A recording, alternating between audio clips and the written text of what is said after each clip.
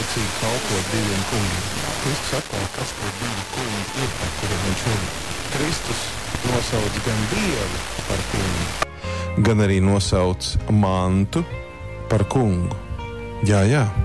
Protams, Jēzus saka, ka nevar kalpot diviem kungiem. Tas nozīmē, ka divās darba vietās mēs varam strādāt, divus darbus varam darīt, bet uzticīgi kalpot kādam, tā kā kalps savam kungam, ar uzticības, ar mīlestību, ar deksmi, ar vēlēšanos izpildīt visas kunga vēlmes un iegribas.